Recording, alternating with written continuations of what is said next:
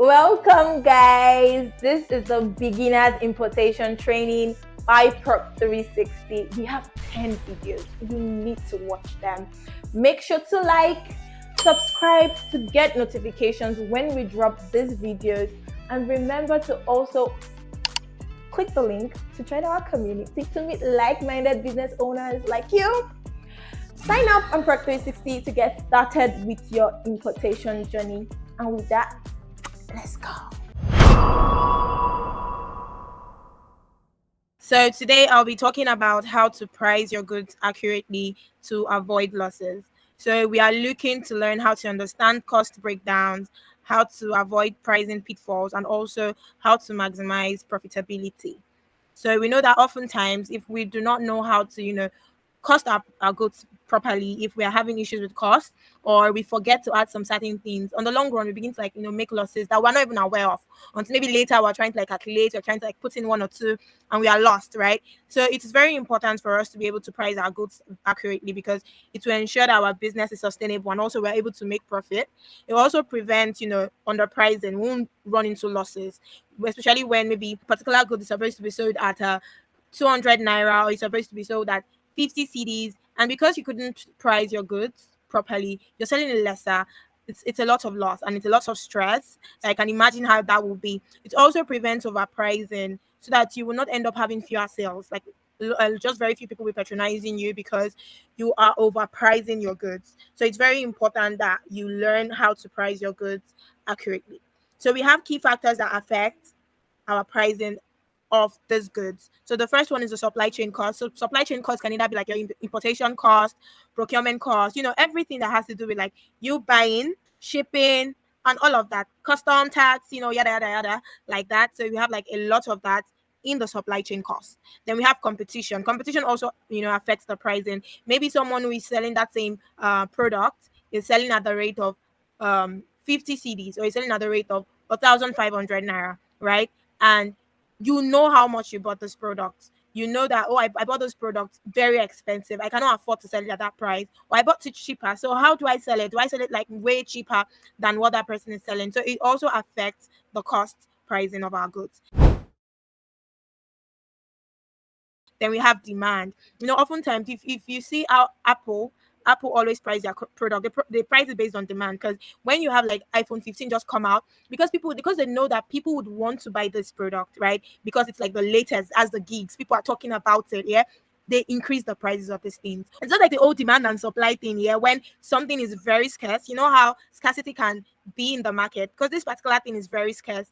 I increase my price because I know that everybody would want to get it. Everybody will want, that particular product. So based on demand, I can increase my price. And if it's like everywhere, it's not very scarce, I can also reduce my price because I want to sell it out. So these factors affect the pricing of our goods. So we need to understand our costs. So we have like the direct cost, like I mentioned earlier, which has to do with like the cost of goods, the shipping fees, procurement fees, all of the fees joined together, all of those small costs that you have to like join together to just achieve one cost. That is what that direct cost is.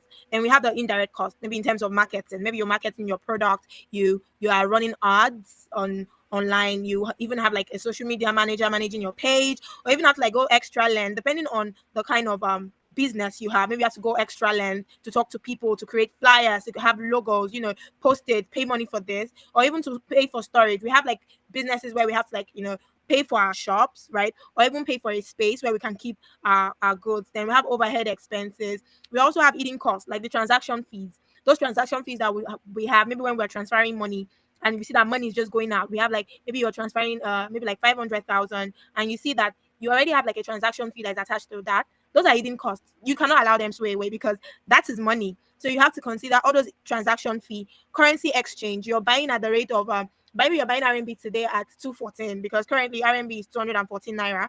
So and before you know, in less than few hours, you're already seeing 220, right? So you need to consider all of this, right? You need to consider your tax. If you're paying tax in your country for your business, you need to consider all of this and be able to incorporate all of them into your cost of goods. So we have three common pricing methods. We have the cost plus pricing, which has to do like markup to your cost price. So this markup is like the percentage you might want to just add to the total, like to your cost price. You just add it. Maybe it could be like 50%, 20%. That's just the markup. It's just normal markup. I'm thinking like, oh, between this range and this range, this is the particular percentage I want to add to my goods.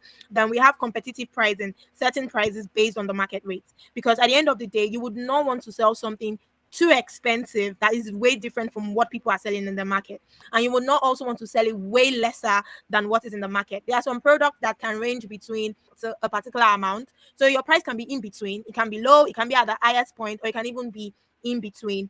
That is the market rate. So it's very important that you can set your prices, based on the market rate. We also have the value based pricing, which is the pricing based on perceived customer value. You know how valuable this particular thing is. Like I mentioned earlier about Apple product, right? How because of the value of that product, the name, the brand, and every other thing, a lot of people would want to buy it because they feel that this is luxury, right? Or you're buying designers, you want to sell Fendi, you want to sell Louis Vuitton, you want to sell big brands like that. There is a value that has been perceived or that has been placed on such products, right? So you can actually price those goods based on the value. So even if you're buying that thing, as far as you know that this is the original product and you bought it cheap, but there's a perceived value, and if it's not giving that particular perceived value, people will think your product is fake. All right, so we have pricings that can be like that. So these are like the three common pricing methods: the cost plus pricing, competitive pricing, and the value based pricing, based on the niche and also based on the kind of business and the kind of customers that you have. If you're looking at affordable products or you're looking at luxury products, you have to be able to implement the right type of pricing method. So I'll be doing a practical pricing formula, right? And I'll be using the first one that I mentioned, which is the cost plus pricing. So we have like the total cost, which is the product cost plus shipping, that's the shipping fee or shipping cost, plus your procurement fee and every other cost. Every other cost maybe might be custom in cases where you have to clear your goods yourself. It could even be your transportation from the warehouse to your location, all of those extra costs that come in between. Then we have the selling price, which is the total cost price multiplied by 1 plus the desired profit margin. So yeah, so this is the pricing breakdown. So the first step is to know the price of your product. So you're buying from a supplier or you're using the buy for me on Proc 360 and you get your invoice. All right. So there is a price, which is the price of that particular item. So we have the price of that item plus the express fee to the warehouse. On some occasions where the supplier is not giving you like a free express fee to the warehouse, you are charged at a particular amount of money to get your items to the warehouse. So the first step is to calculate the price of the item plus the express fee to the warehouse. So I just used A1 to identify it, right? So the second step is to calculate the service charge, which is the procurement fee, if you have a procurement agent that is buying for you and you're being charged for it, right? So you now have to multiply the service charge by this A1. So I changed it to A1. I mistakenly used Q, but yeah, A1. So you have to multiply the service charge by A1 to give you A2. So the service charge can be 5%, 3%, 7%, 8%, 10%, depending on what you're being charged. So that is what you multiply by the total amount of goods, that total price of goods that has to do with like the price of the item and the express fee to the warehouse. That's to give you the A2. So the third step, that after you have gotten like the price of the item and the service fee, you now add the weight of the item, which could be in kg, the weight of the item multiplied by the transport to the warehouse fee. Because oftentimes you have to transport those goods from the warehouse to the airport or to the seaport before it is shipped to your location. So you multiply that and it gives you A3. Then we have the fourth step, which is the international shipping. It could be in kg or CBM multiplied by the rate to give you A4. So the final calculation will now be A1 plus A2 plus A3 plus A4 to give you the total landed cost. All right, so this is an example of a very realistic calculation so that we're not just, saying things on top of our heads. So if an item price costs 500 RMB and the supplier's express fee is 12 RMB, you are being charged at the rate of 5% for that item or for your order, right? And the express fee from the warehouse to the airport is 3 RMB per kg. Then the item weight is 15 kg. The volume of the weight, in case maybe you don't want to use weight, you want to use volume, that's a 0.1 CBM. The sea shipping rate is 1,500 RMB per CBM. and the air shipping rate is 60 RMB per kg. So our first step is to calculate price of the item and the supplier express fee. So that's the first one, number one here, which is 500 RMB plus 12 RMB to give us 512 RMB. Then the second step is to calculate the service charge, right? We are going to, that means we're not going to use like the percentage, that we have like a realistic amount so that we can, add it to the prices to get the total landed cost. So we have to now do the 0.05, which is 5%. When you divide 5% divided by 100, you get 0.05. So 0.05 multiplied by 512 RMB will give us 25.6 RMB. So that is the service fee for this particular item.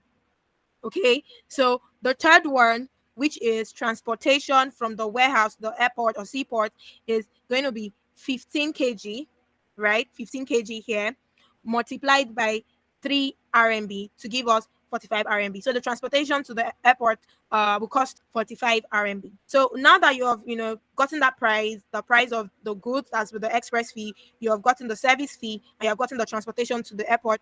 Now you have to now calculate the shipping fee. Okay, so maybe you've already transported your goods, or your goods has already been shipped to your country, and you have gotten your shipping bill. You know that 0.1 CBM will now be multiplied by 1,500, which is the rate per CBM, which will give you 150 RMB. So you're paying 150 RMB for 0.1 CBM. If you're going to be using air shipping, it will be 15 kg, because air is normally done in kg. Why for sea shipping, it's the volumetric weight, which is CBM. So you now multiply 15 by 60, which is the shipping fee. So to give us 900 RMB for air shipping, depending on the particular option you are using. So the total landed cost for sea shipping will now be 512 plus 25.6 plus 45 RMB plus 150 RMB to give us a total landed cost of 732.6 RMB. That's if you're going to be using sea shipping for that particular item. Then we have the total landed cost for air shipping to be 512 plus 25.6 plus 45 plus 900 to give 1,482.6 RMB. You can see the difference. I know last week we spoke about choosing the right shipping method for your business, and I believe this, once you've seen this particular calculation, you already know the ideal thing you're supposed to do to be able to make profit. So we have to note that this total landed costs can vary, right, depending on the weight or the volume of the particular item, and we have to be able to make decisions based on cost effectiveness. We are business owners, so we don't want to run into losses. So we have to be able to choose something that is going to be favorable, choose the right shipping method that is going to be favorable for us. So this is how you calculate the total landed cost. So now that you have calculated all of that, maybe your goods have already arrived, you've seen it, and you want to now calculate how to add your profits and all of that. Like I said, the method we're using, the pricing method we're using, is the cost plus pricing, which is the markup margin, just adding like a percentage to the total landed cost to be able to get the particular amount that we're going to sell it for. So the selling price will be equals to total landed cost price multiplied by 1 plus the desired profit margin. I know that one, when we see 1 plus the profit desired profit margin, why we are doing that is to ensure that we are adding the profit, like we are adding the profit percentage to the total cost price, rather than just calculating the profit amount separately. Because if we should just do total landed cost multiplied by that profit, we're only going to get the profit that we want to add. Then we'll not have to now start manually adding that particular amount to the item. Yeah, so we just merge, but that one just signifies that we're adding both that and the profit margin together. So we don't have to start doing separate calculation. But yeah, we just with one, you just you're keeping the original cost, and you're also adding the profit on top in one single step. So let's say we have your desired profit margin is between 50% to 100%. You have already gone through the market, right? You've done your research, you've checked around, you've asked questions, and you fixed your profit margin to be the lowest you're adding percentage, desired profit margin of desired percentage you're adding to the cost of your goods is 50%, and the highest is 100%. Some people can go as far as saying the lowest they're adding is 150%, the highest they're adding is 200, 250, depending on that particular item and what the market is saying, right? So let's say the first one, let's use 50%. We have we're using the total landed cost for the sea shipping, 732.6 RMB multiplied by 1 plus 0.5. 0.5 represents the 50%, which will now give us 1098.9 RMB. That is the lowest amount we can charge for that particular item. Then we are going to do the 100%, which is going to be 732.6 RMB multiplied by 1 plus 1, which is 2, right? Because 100% of a particular thing is double. So if you know, that means we're now multiplying this cost, the total landed cost, by 2 to give us 1,465.2. So we already know that the lowest we can sell is this amount, and the highest we can sell is that amount. So after we've done our research, right, we factored in the value of the product, we factored in what the competitors, or what our competitors, are selling, and all of that we've checked. And I say, oh, okay, I want to make my own 1,318.68. That's the amount I want to sell. Irrespective, that means I'm working within the profit margin, which is 50 to 100%.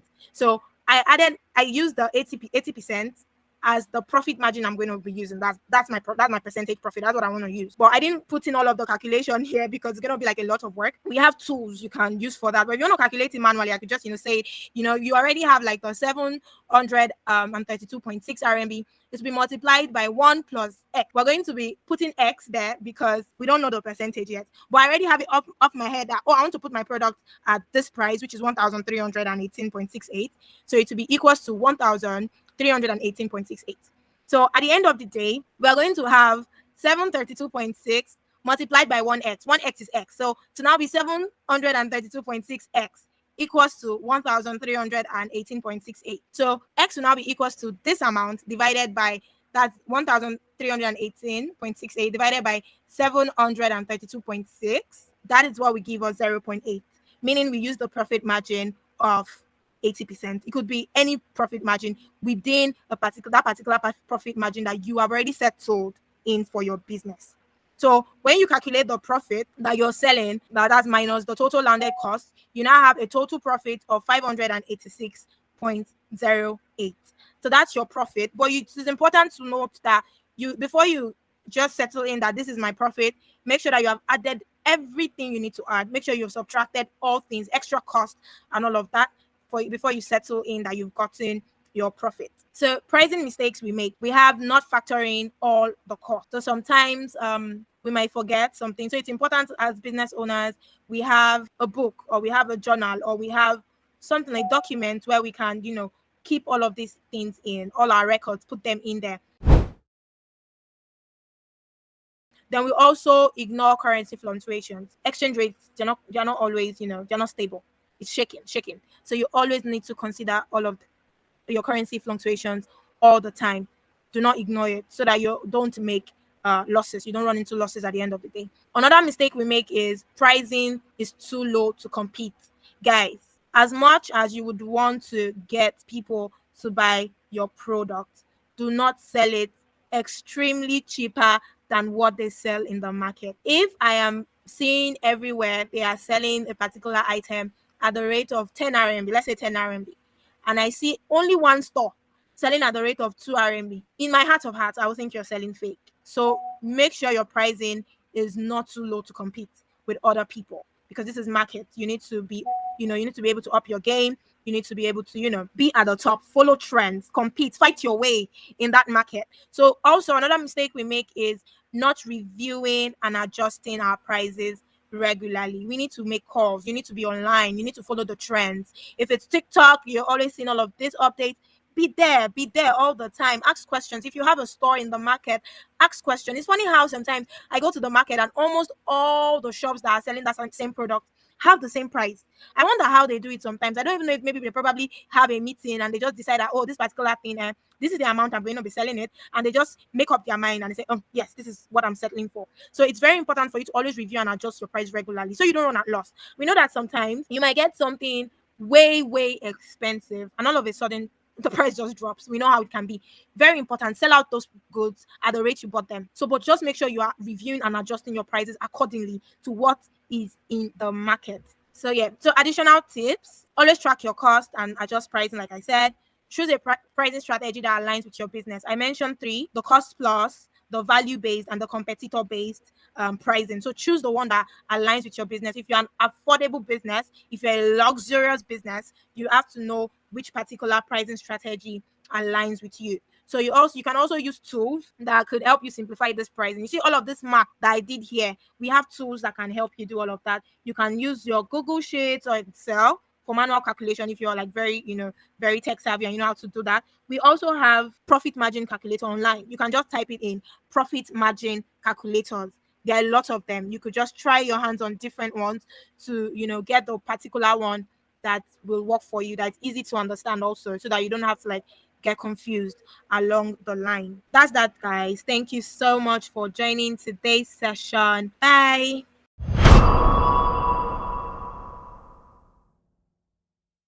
What an amazing session. Make sure to like, subscribe to get up notifications. Follow us on all our social media pages. Join the community to meet like-minded business owners. Sign up on Prep 360 to get your importation journey started. And that's it. See you soon.